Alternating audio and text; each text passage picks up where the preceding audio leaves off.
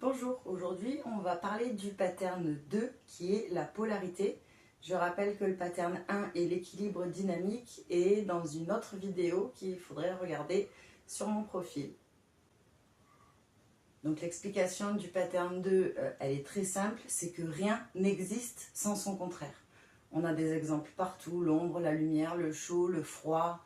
On retrouve cette polarité et cette dualité partout dans le vivant. C'est pas un scoop, mais ça fait partie de ces 10 mouvements universels.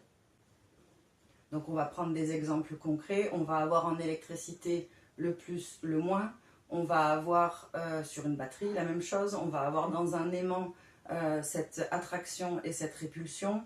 On va avoir la respiration, le fait d'inspirer, je vais y arriver, et d'expirer. On va avoir le cœur qui a la dystole et la, je ne rappelle plus, systole, diastole et systole, pardon, je m'aide un petit peu.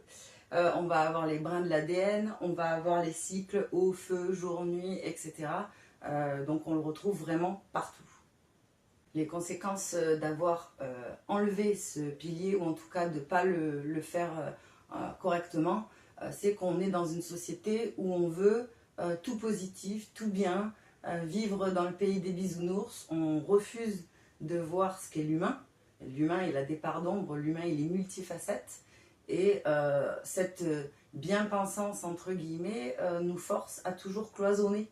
On est ça ou ça, on est ça ou ça, et on est segmenté finalement, et dans nos pôles aussi, on va avoir un côté plus masculin, un côté plus féminin, comme on peut avoir par exemple dans le yin et le yang aussi, dans le taoïsme, on le retrouve vraiment partout. On retrouve cette notion de polarité vraiment absolument partout, sauf qu'on ne l'intègre pas.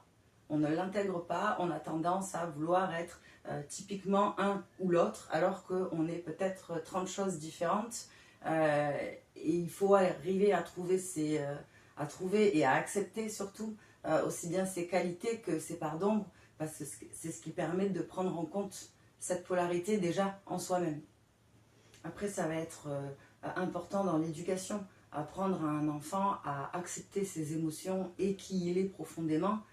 C'est quand même beaucoup plus facile quand on a une base solide en soi de pouvoir s'intégrer ensuite en société. Et donc la conclusion de ça, c'est que la vie est mouvement permanent entre ces deux polarités. Et se couper d'une de ces polarités, c'est se couper d'une partie de soi-même. Et en fait, à partir de là, déjà, on part bancal et on n'est plus dans cet équilibre du premier pattern. Donc c'est vraiment important de l'intégrer et puis de le vivre au quotidien.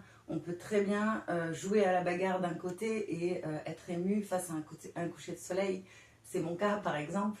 Je joue à la bagarre encore avec mes amis d'enfance et avec mes fils. Et ça n'empêche pas de l'autre côté d'être hypersensible. Et cette polarité, moi, elle m'a vraiment pété à la tête en tous les cas. Et elle m'a permis de comprendre énormément de choses. C'est vraiment le pattern qui m'a le plus sauté au visage le plus fort. En tout cas le plus violemment, et ça a été très bénéfique parce que ça m'a permis justement d'accepter que je suis extrémiste dans plein de choses, que je vis tout à fond. Si je suis rigoureuse, je vais aller vraiment profondément dans le détail, et à l'inverse, j'ai ce côté organique ou intuitif dans lequel il faut que j'ai le moins de cadres possible, et c'est apprendre à jongler entre les deux pour trouver un équilibre, et ça c'est pas le plus simple, mais c'est possible avec un peu de pleine conscience. Par exemple, juste le fait d'accepter qu'on a telle ou telle chose. Le problème aussi, c'est que la société est tellement pleine d'injonctions qu'on est en permanence en train de s'auto-flageller, de se juger parce qu'on ne pense pas comme ci, on n'est pas comme ça. Et en fait, ça, c'est du grand n'importe quoi. On est comme on est, point. Ça ne veut pas dire qu'on ne va pas s'adapter à des règles en société, mais ça veut dire qu'on a conscience de ces polarités et de ces différentes personnalités qu'on peut avoir, et on arrive à toutes les intégrer, toutes les rassembler, et c'est là où ça commence à devenir très intéressant. D'ailleurs, on est au pattern 2, il y en a encore 8, et ce qui est vraiment intéressant, c'est quand on va mettre les 10 ensemble. Là vous allez voir qu'on sera dans l'innovation totale et partout où il y a du vivant. Aujourd'hui on segmente, donc là je ne vais pas redonner des business qui serait propre à ce pattern, même si c'est intéressant, parce que si on constate que c'est ce pattern-là qui est manquant dans le système qu'on va analyser, effectivement, il y a des méthodes qui sont pas très compliquées et très naturelles pour intégrer ça. Mais ce qui est vraiment intéressant, c'est cette interconnexion entre les 10 patterns. Donc je vous dis à bientôt pour la 3e vidéo, enfin la 4e même, en tout cas pour le 3e pattern. Et peut-être que d'ici là, il y aura d'autres témoignages sur une utilisation quotidienne par des experts.